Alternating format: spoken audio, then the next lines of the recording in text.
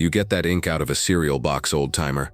The voice was young, sharp, and marinated in the kind of arrogance that only comes from being the best and knowing it. Glenn Patterson didn't look up from his coffee.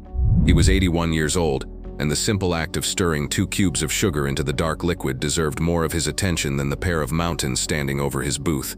He could feel their presence, the sheer physical density of them. They were big men carved from granite and confidence, wearing civilian clothes that did a poor job of hiding their occupation. The one who had spoken, a man with a hard jaw and eyes that missed nothing, leaned forward, planting his palms on the table. His knuckles were scarred. "I'm talking to you." The tattoo. He gestured with his chin toward Glenn's left forearm, which rested on the worn vinyl of the diner tabletop. There, on the sun-spotted and wrinkled skin, was a faded tattoo. It was a simple design, a stark black serpent swallowing its own tail, and inside the circle it formed, a single unadorned 5-pointed star. The lines were thick, the ink blurred by decades. It looked less like a proud emblem and more like a forgotten doodle. "What about it?" Glenn's voice was raspy, a low rumble that seemed to cost him effort. He finally lifted his gaze. His eyes, pale blue and clouded with age, held a placid stillness that seemed to unnerve the young operator. The second man, quieter and with a thoughtful expression, nudged his partner. "Cutler, leave it alone." Cutler ignored him. "I'm just curious what it's supposed to be. Some kind of biker thing. You in a club." He smirked. "What's it called? The Geriatric Guzzlers?" The diner, a cozy place called the Scrambled Egg just a few miles from Fort Liberty, had been humming with the quiet breakfast rush. Now, a pocket of silence was expanding from Glenn's booth. The waitress, Sarah, a woman in her 50s with a perpetually tired but kind face, froze with a coffee pot in her hand.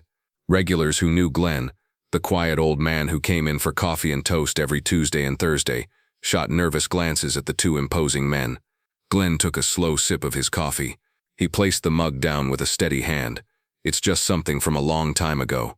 "A long time ago," Cutler mimicked, drawing the words out. "You serve. What were you, a cook? Quartermaster Corps, maybe? Pushing pencils in Saigon?" The condescension was thick enough to be a physical force. He was testing him, prodding him, enjoying the perceived power dynamic. He and his partner were the tip of the spear, the most elite fighting force the world had ever known. This old man was just a relic, a piece of living history that had forgotten to crumble into dust. "Something like that," Glenn said, his eyes drifting toward the window as if the conversation was already a distant memory. This infuriated Cutler. He expected deference, or at least a flicker of fear. He was getting nothing but calm indifference. "You know, we don't like it when people pretend to be something they're not. It's called stolen valor. People who weren't there, wearing things they didn't earn." He pointed a thick finger at the tattoo again. "That ink on your arm. I've never seen it. Not in any book, not in any unit. And trust me, I know them all." The second operator, Reyes, finally spoke up, his voice low. "He's not claiming anything, man. We're on downtime. Just let him drink his coffee." "No," Cutler snapped, his focus locked on Glenn. "I want to know. I want to hear the war story that goes with your 50-cent tattoo. What's it mean, old man?" Glenn's gaze returned from the window and settled on Cutler's face. It wasn't a challenging look. It was a look of profound, soul-deep weariness, as if he were seeing not just this arrogant young man but a long line of them stretching back through time. "It means something," Glenn said, his voice barely a whisper. "To the people it's supposed to." Cutler laughed, a harsh barking sound. "That's it. That's all you got." He leaned in closer, his voice dropping to a conspiratorial hiss. "I think you're full of it.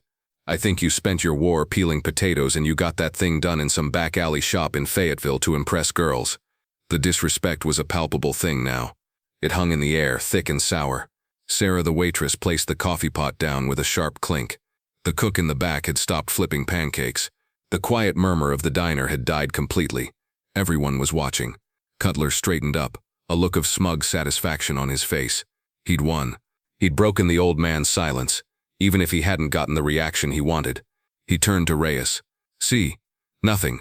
Just another phony." As he spoke, he made his final critical mistake. He reached out and dismissively tapped his finger on Glenn's tattoo. The touch was light, almost casual, but for Glenn it was like a lightning strike. The scent of stale coffee and bacon grease in the diner vanished, replaced in an instant by the thick metallic smell of blood and wet earth. The clatter of plates became the distant rhythmic whump whump whump of Huey rotors. He wasn't in a vinyl booth anymore. He was crouched in a humid triple canopy jungle, rain dripping from the massive leaves around him. A young man's hand, slick with mud, was on his shoulder. A whispered voice in his ear. "Stay with me, Pat. Just stay with me."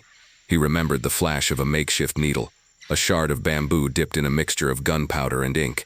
It was done in silence, in a hidden camp deep in a country they weren't supposed to be in. A pact made between the 5 survivors of a mission that had officially never happened. The serpent eating its tail, the circle, the endlessness of their war, the star in the middle, them, the 5 points of a lonely constellation in a blacked-out sky. It wasn't a decoration. It was a scar. It was a promise. He blinked, and the jungle was gone. He was back in the diner. Cutler's finger was still on his arm. Glenn slowly pulled his arm back, his expression unchanged. But something inside him had shifted. The placid surface remained, but beneath it, an ancient tide had turned. While Cutler was preening, enjoying his performance for the silent diner, Sarah the waitress was already moving. She had seen enough. Glenn Patterson was more than a customer. He was a fixture, a quiet, gentle soul who always asked how her grandkids were doing, and left a tip that was far too generous for a single cup of coffee. Seeing him humiliated by these 2 titans of arrogance ignited a cold fury in her. She knew she couldn't confront them physically, but she wasn't helpless.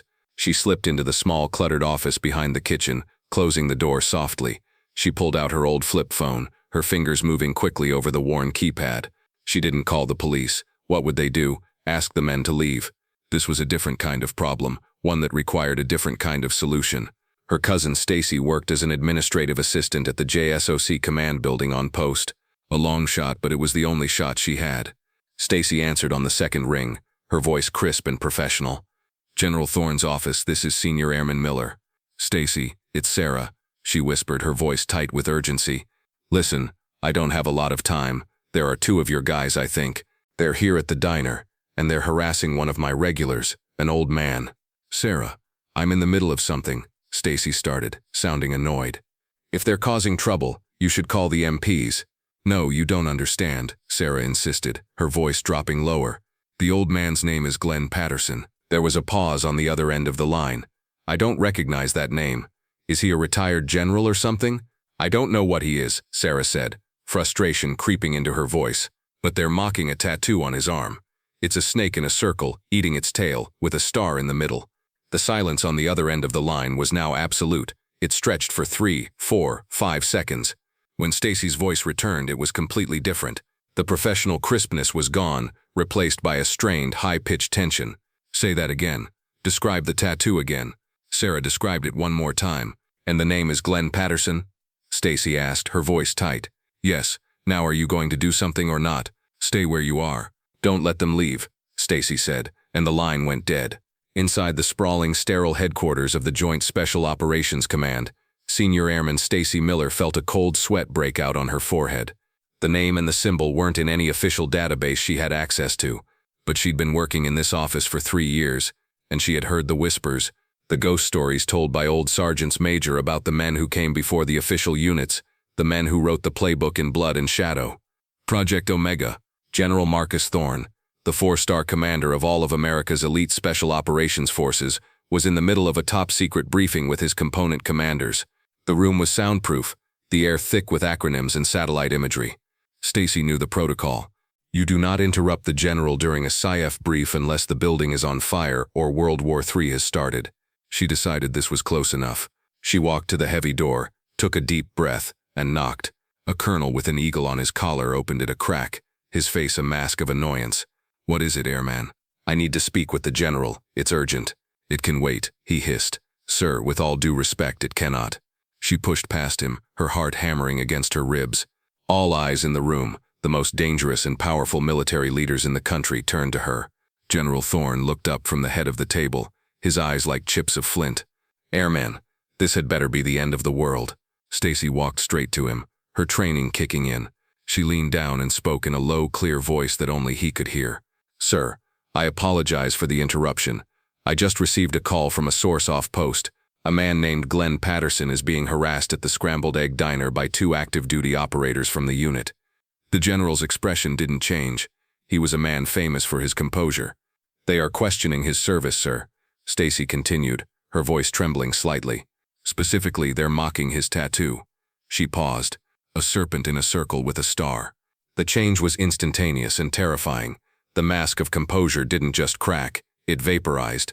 The color drained from General Thorne's face, replaced by a dark, thunderous rage that seemed to suck the very oxygen from the room.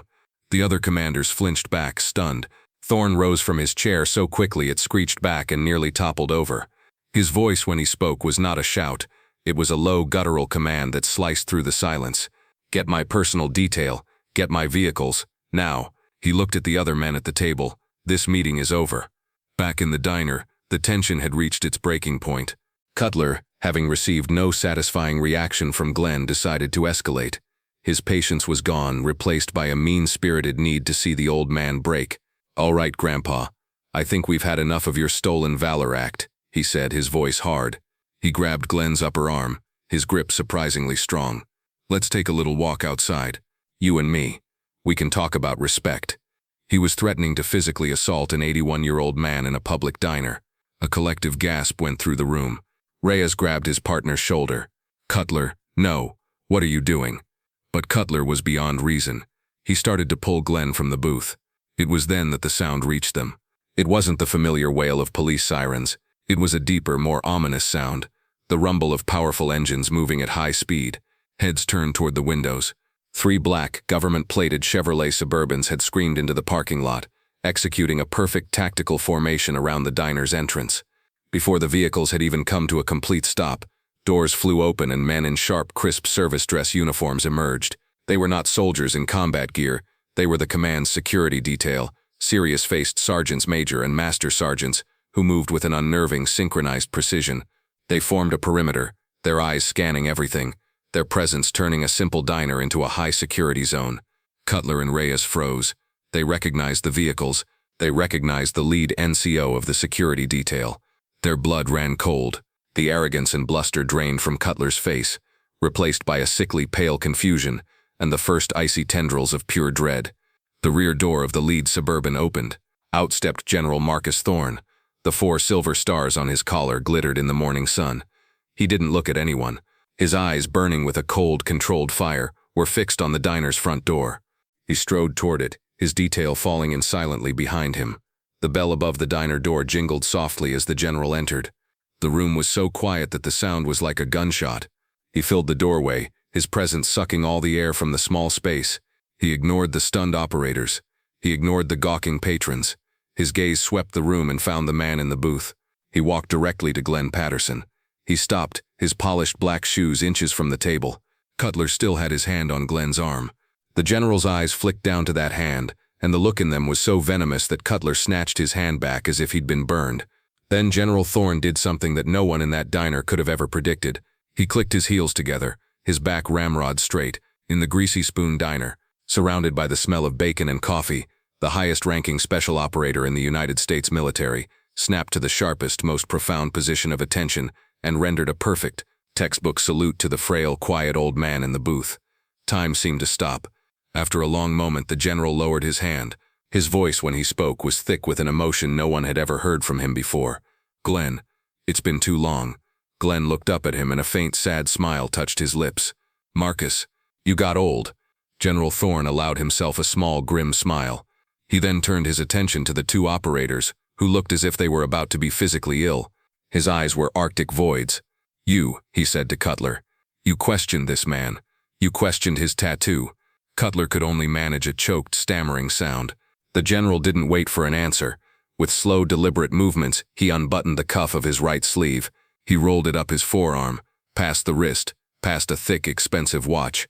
And there, on the skin of the 4-star general, was the exact same tattoo, the serpent eating its own tail, the 5-pointed star.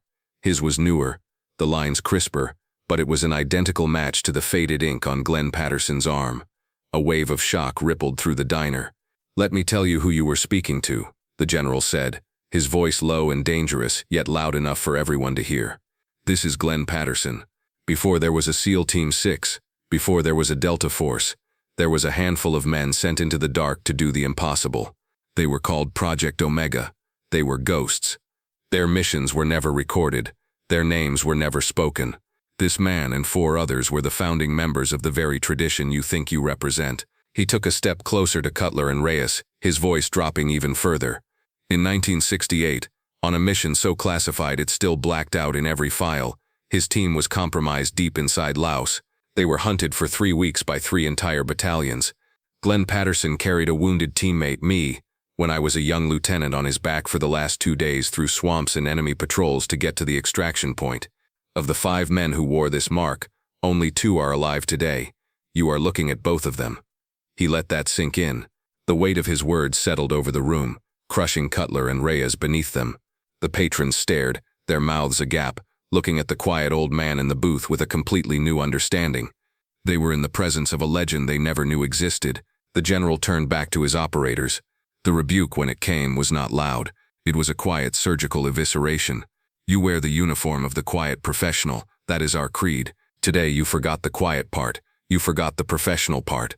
You forgot that every single thing you have, every piece of gear you use, every tactic you employ, was paid for in blood by men like him. You forgot to respect your elders. You forgot everything. He looked them up and down with utter contempt. My office. 0500 tomorrow. Be prepared to turn in your credentials. He had just ended their careers in the elite tiers. As the 2 young men stood there broken and humiliated, Glenn Patterson finally spoke. He pushed himself slowly out of the booth, standing on unsteady legs. He looked not at the general but at the pale, shattered faces of Cutler and Reyes. His voice was soft, devoid of anger or triumph. The tattoo doesn't make the man, he said, his pale blue eyes holding theirs. The man makes the tattoo mean something. All this, he gestured vaguely at the general, the uniforms, the operators. It comes and goes. But your character, son, that's the only thing you truly own. Try not to lose it. With that, he looked at his old friend. Buy me a coffee, Marcus. It's been a while. As General Thorne put a steadying hand on Glenn's shoulder, a final fleeting image bloomed in Glenn's mind. Not of the jungle, but of a quiet moment after. A makeshift aid station. A much younger Marcus Thorne, his arm bandaged, wincing as Glenn himself, his hands steady, applied the last touches to the fresh tattoo on the lieutenant's arm with that same bamboo needle. He remembered his own words from that day, a half-century ago. It's a promise. To remember the ones who aren't here, and to never ever quit. Now you're one of us, for life. The fallout from the incident at the Scrambled Egg was swift and decisive. General Thorne didn't just discipline Cutler and Reyes. He saw a symptom of a larger disease, a generation of warriors who were so focused on the present that they had forgotten their past. Within a month, he instituted a new mandatory block of instruction for every single special operations candidate. It was called Legacy, and it was a deep dive into the history and lineage of their silent profession. The classes weren't taught by active duty instructors, but by a rotating roster of vetted veterans from Vietnam, Grenada, and Panama, men like Glenn Patterson, who were flown in to speak directly to the young candidates, to share their stories and impart the lessons that could only be learned through time and sacrifice. Cutler and Reyes were not dishonorably discharged. General Thorne believed that would be too easy. Instead, they were reassigned. They became the permanent administrative staff for the new Legacy program, responsible for coordinating travel, setting up classrooms, and ensuring the veteran speakers had everything they needed. For the next 3 years, their duty was to serve the very men they had once failed to respect, forced to listen to the same stories of quiet, unassuming heroism, day after day. It was a subtle but profound form of penance. About a year later, Glenn was in a local hardware store, looking for a specific type of bolt for his old lawnmower. He was walking down an aisle when a young man in a simple Army physical training uniform respectfully cleared his throat. It was Cutler. He was leaner, the arrogance gone from his eyes, replaced by a quiet humility. "Sir," he began, his voice hesitant. "Mr. Patterson, I don't know if you remember me." "I remember," Glenn said simply, his gaze steady. Cutler swallowed hard. "I just wanted to say, what I did that day was unforgivable. There's no excuse. I was arrogant, and I was wrong. I'm sorry. For everything." There was no grand speech, no dramatic plea for forgiveness. It was just a simple, honest admission. Glenn looked at him for a long moment, then extended his hand. Cutler took it, and was surprised by the strength in the old man's grip. "We all have things to learn, son," Glenn said, his voice the same quiet rumble it always was. "The important thing is that you just keep learning."